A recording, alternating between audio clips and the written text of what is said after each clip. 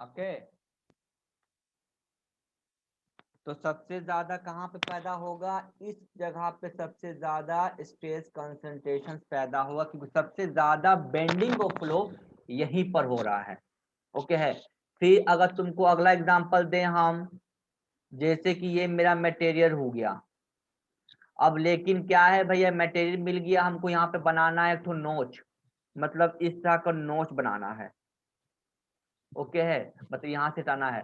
तो अब फ्लो कैसे जाएगा, तो फ्लो तो मेरा जा रहा है ऐसे, लेकिन क्या हुआ अचानक यहाँ पे डायरेक्शन ऑफ फ्लो चेंज हो गया। फिर यहाँ से गया, फिर ये डायरेक्शन ऑफ फ्लो एनालॉजी,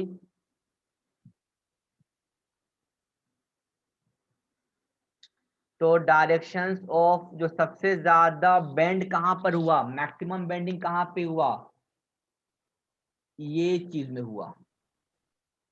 उसके बाद इसके बाद यहाँ पे हुआ, फिर उसके बाद यहाँ पे सबसे कम यहाँ पे हुआ। तो मटेरियल जितना ज्यादा दूर चला जाएगा तो जो मेरा बेंडिंग है उतना ही कम होता चला जाएगा। तो यहाँ Yes, sir. पे स्ट्रेस कंसंट्रेशन सबसे ज्यादा पैदा होगा, वही इस यहाँ पे तुमको मतलब था। अगला यहाँ मतलब समझाएंगे कि यहाँ पे दो तरह की, जब हम स्ट्रेस कंसंट्रेशन बात करेंगे तो यहाँ पे एक नॉर्मल और एक लोकलाइज्ड स्ट्रेस होता है। नॉर्मल का मतलब हो गया जो नॉर्मल एरिया पर होता है।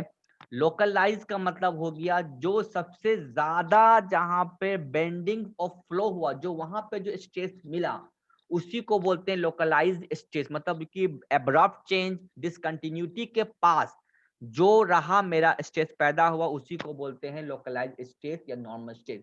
मेरा एक सवाल है कि नॉर्मल स्ट्रेस ज्यादा बड़ा होता है कि लोकलाइज्ड स्ट्रेस ज्यादा होता है? तो चलो इसको भी, लोकलाइज ज्यादा बड़ा होता है। देखते हैं कैसे हम लोग हैं। मान लो कि लोकलाइज का मतलब हो गया कि यहाँ पर जो स्ट्रेस पैदा हुआ तो इसका एरिया कितना होगा, इसका एरिया कितना होगा। तो ये देखो मान लो कि यहाँ पे एरिया तो ए था, तो जो फोर्स तो हम पी, तो स्ट्रेस कितना पैदा होगा, पी बाय एरिया पैदा होगा। Yes, sir. जैसे हम इस सेक्शन पे बात करेंगे, इस सेक्शन पे एक्स एक्स सेक्शन पे, तो यहाँ पे स्ट्रेस क्या पैदा होगा, फोर्स तो सेम ही है, एरिया कितना होगा, माइनस पाई में घट जाएगा सर, पाई आर स्क्वायर। हाँ जैसे मान लो कि इसका अगर डायमीटर मेरा डी है तो कितना होगा, A minus pi by 4d square. Yes, sir. तो बताओ एरिया घटा कि बढ़ा, घट गया सर। गया सर। एरिया घट गया सर। जब एरिया घटा तो स्ट्रेस क्या हुआ, बढ़ गया सर। तो लोकलाइज एरिया स्ट्रेस ज्यादा होता है।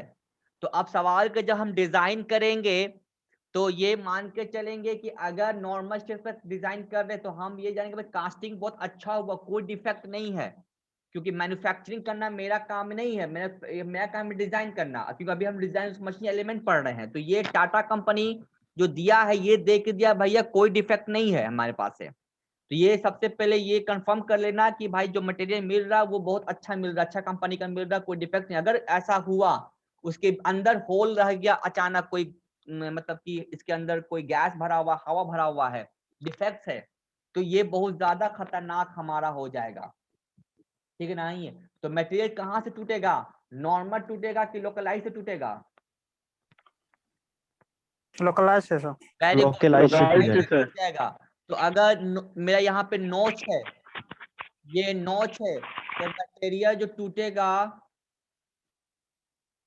जब हम बेंडिंग लगाएंगे, मोमेंट लगाएंगे इसको इधर इधर, तो कहाँ से टूटेगा, नॉट से सर। Not sir. क्योंकि सबसे ज्यादा स्ट्रेस यहीं पे पैदा हुआ। ओके। तो अगर तुम लोग के पास चौक वोक रहता है, बोर्ड वाला चौक, देखो एक चौक हम लेते हैं तो बड़ी गड्ढा, उसके चौक के अंदर बड़ी छोटा सा गड्ढा रहता है, पोरस। तो मतलब वो सब क्या, वो सब कास्टिंग डिफेक्ट है, लेकिन जब हम तोड़ेंगे तो टूटेगा वहीं से जहां सबसे बड़ा होल होगा। Yes sir. ओके। ओके, फिर अगला पॉइंट अब हम आते हैं इसके परिभाषा पे कि आखिर क्या होता है स्ट्रेस कंसंट्रेशन का परिभाषा। It is a localization of the high stresses due to abrupt changes of the cross section. अब समझ में आ गया होगा कि इसका डिफिनेशन क्या है। Yes sir. ओके, अब इसी जो डिफिनेशन हो गया है, इसी डिफिनेशन के अनुसार एक फैक्टर आता है स्ट्रेस कंसंट्रेशन फैक्टर। ये फैक्टर क्या होता है, ये फैक्टर असर बताता है, ये वाला को हटा देते हैं जो बिल्डिंग बिल्डिंग बना है।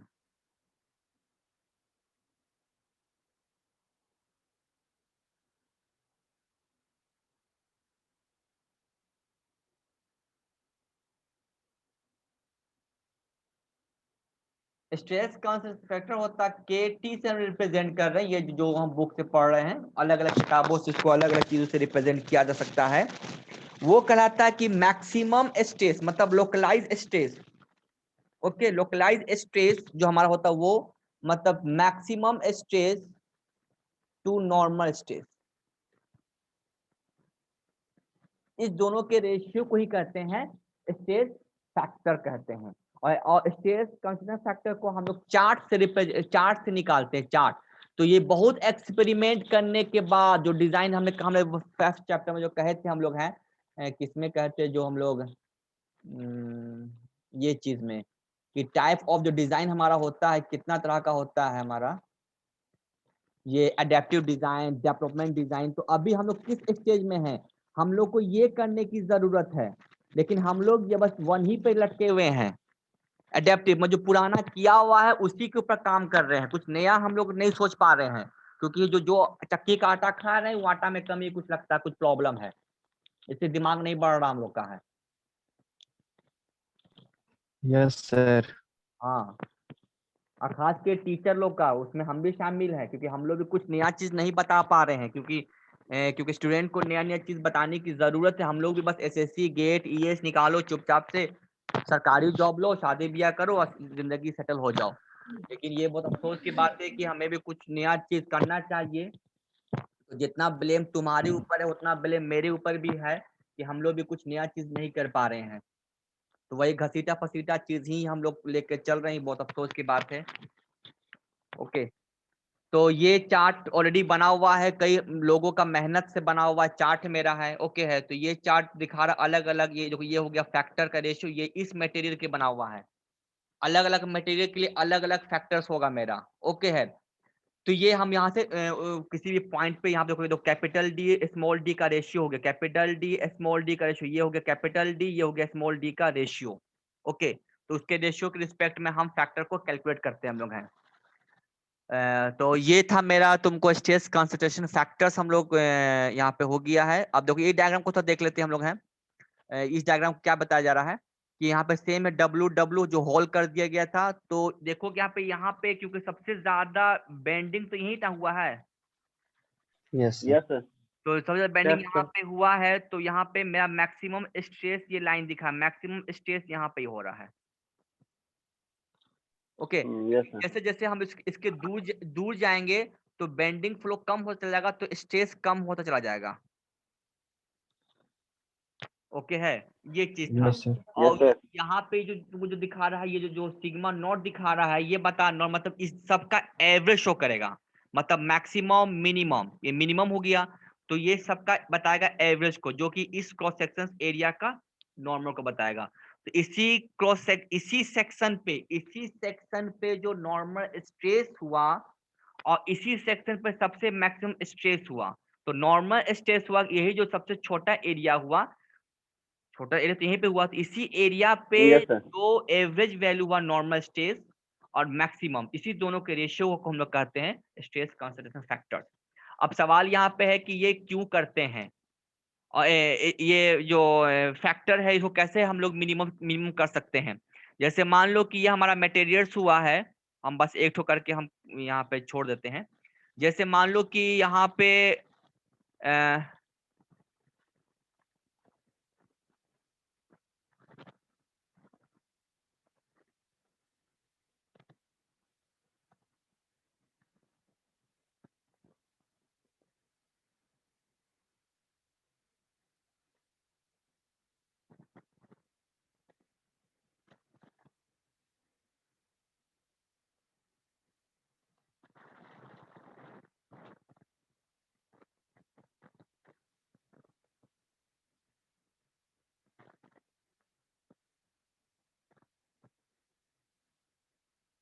अब जब इसका डायग्राम इसके दोनों में लगभग सेम, लेकिन कुछ अंतर है। जब यहाँ पे फोर्स हम अप्लाई करते हैं, पी फोर्स, यहाँ पे जब पी फोर्स अप्लाई करते हैं तो देखो कि यहाँ पे ऐसे किया और सीधे डायरेक्ट ऐसे उतर गया।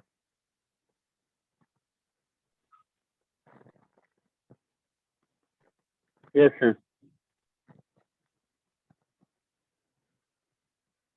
तो इस दोनों में अंतर क्या है कि यहाँ पे बेंडिंग का जो डायरेक्शन है 90 डिग्री में सडनली चेंज हुआ है। तो सबसे ज्यादा बेंड यहाँ पर हुआ है। तो हम चाहते तो यहाँ पे क्या है, यहाँ पे सबसे ज्यादा चांसेस है टूटने का। तो हम कैसे हम इसको मिनिमाइज करें? मिनिमाइज ये कर सकते हैं कि ये जो मेरा कर्व जो बना था मेरा, ये जो सीधे स्ट्रेट 90 है, इसको थोड़ा सा हम ऐसा बना दें।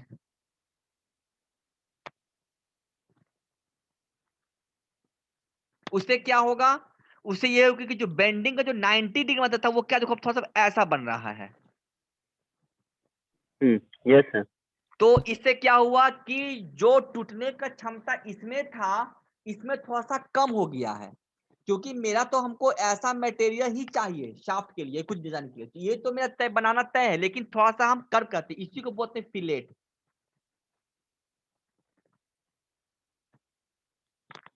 ताकि हम मिनिमाइज कर सकें। तो मिनिमाइज करने का तरीका है, कुछ कुछ चीज को हम ऐड कर सकते हैं। जैसे कि अगर कोई कर्व पार्ट हुआ तो हम फिलेट रेडियस देख के भी कर सकते हैं। चलो एक चीज और, मान लो कि अगर नॉच बनाना है, छोड़ो इसको, अगर नॉच बनाना है तो एक नॉच हमको चाहिए, एक नॉच मेरे लिए इंपॉर्टेंट है डिजाइन में, एक नॉच मुझे चाहिए। तो ये तो और कमजोर हो गया। तो हम क्या करेंगे कि हम इस नोच को कुछ नहीं कर सकते। ये नोच मेरा डायमेंशंस के अनुसार, कस्टमर के अनुसार जरूरी है, लेकिन कस्टमर जब ये नोच पे काम कर जल्दी टूट जाएगा तो हम क्या कर सकते हैं? क्योंकि हम देख रहे हैं कि अचानक यहां से आया, अचानक एडेप्ट चेंज हुआ, तब तो ये मेरा बेकार हो गया। तो हम क्या करेंगे, हम इसमें डिजाइन के अनुसार एक्स्ट्रा नोच पुट करेंगे।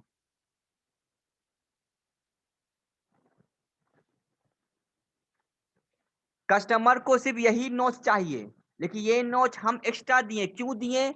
जब फॉलो होगा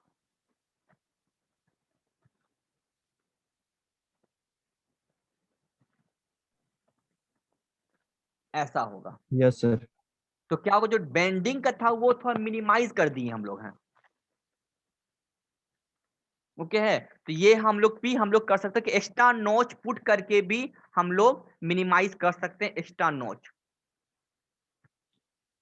ओके, मान लो कि नोच के जगह पे कोई क्या हम यहाँ पे होल दे दिए, तब भी वो भी सही है।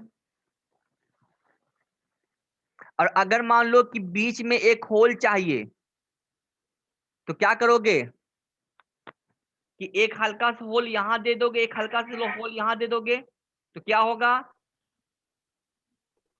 मैनेज हो जाएगा सर। थोड़ा सा मिनिमाइज करेंगे। हम एलिमिनेट नहीं कर यस सकते सर। कभी भी एलिमिनेट नहीं कर सकते, सिर्फ मिनिमाइज कर सकते। यही था मेरा, उसको कैसे कैसे हम लोग हटा सकते हैं। Yes sir. ठीक है, यस सर। तो हम थोड़ा सा कल और हल्का कंटिन्यू करेंगे इस चीज को हम लोग हैं। ओके हैं। सर ओके एक चीज सर। पूछना है सर। एक चीज यहाँ पे हम भूल गए थे हम,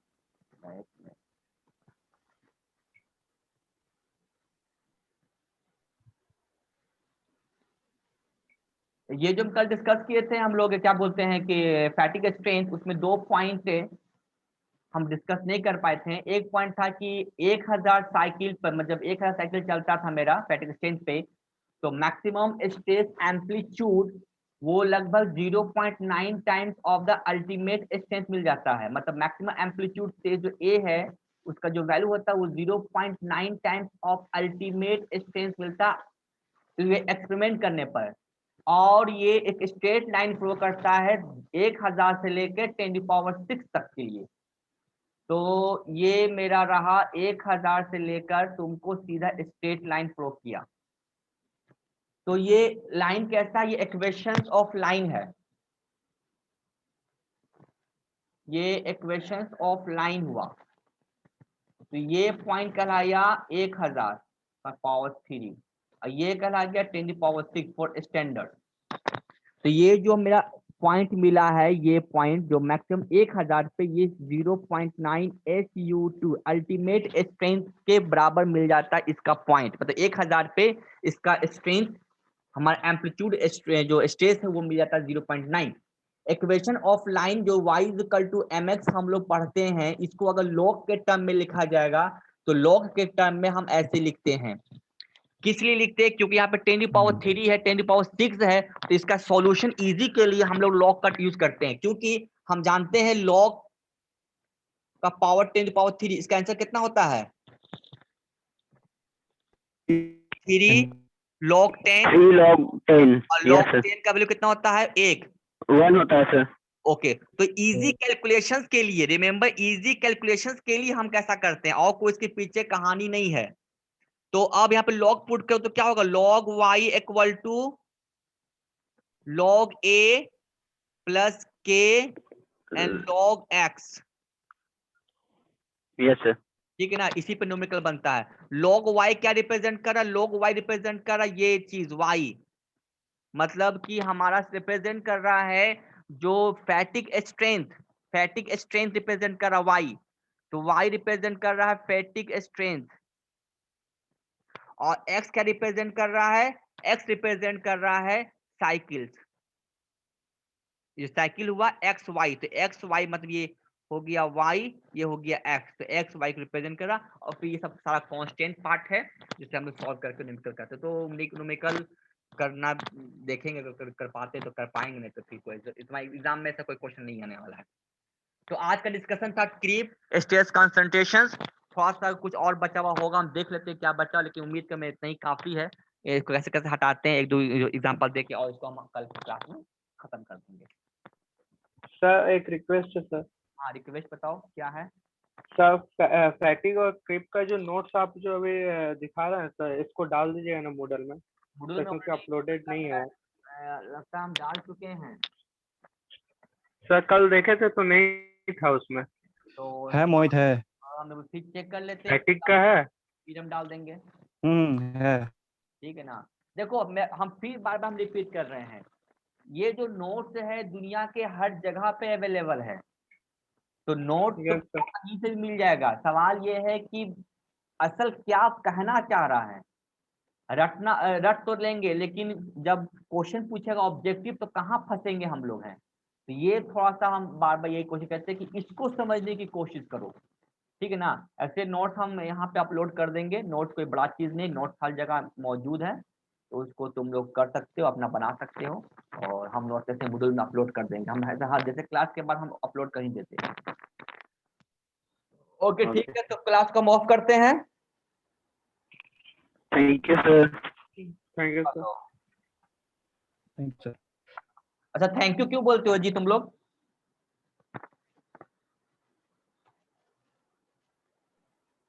सर आप पढ़ाए हैं तो आप हेल्प कर रहे हैं सब सर पढ़ाए हम लोग को। हम हेल्प कहाँ किए तुम लोग का? सर जो बिल्कुल चीज हेल्प नहीं कर जान रहे रहे हैं। थे उसको ये कॉन्सेप्ट खुद के पढ़ के तो आ नहीं सकता है। नहीं, बिल्कुल नहीं। तुम सर्विस देते हो, हम सर्विस दे रहे, तुम लोग पैसा देते हो, हम सर्विस देते हैं, तो उसमें थैंक यू बोलने की क्या जरूरत है? सर वो अपनी जगह पे है, अब वो कैसे अपनी यहाँ पे तो है कि पैसा दे रहे इसके वजह से सर, इसलिए कि तो लोग इसी तरह से नहीं पढ़ाते हैं सर, जो कर देते हैं और जितना बेहतर तरीके से करते हैं उतना बेहतर अच्छा, तरीके से सब लोग नहीं करते हैं सर। मतलब कि हमको तारीफ सुनने के लिए हम सब पूछते हैं ना, कि तुमने तारीफ कर दिया। एनीवे, चलो कोई बात नहीं, मजाक का बात था। ओके, हम क्लास में ऑफ कर रहे हैं। Okay, okay sir. Okay sir. Attendance भेज दोगे Okay, आपको? sir. अटेंडेंस भेज दोगे आपको? Yes sir.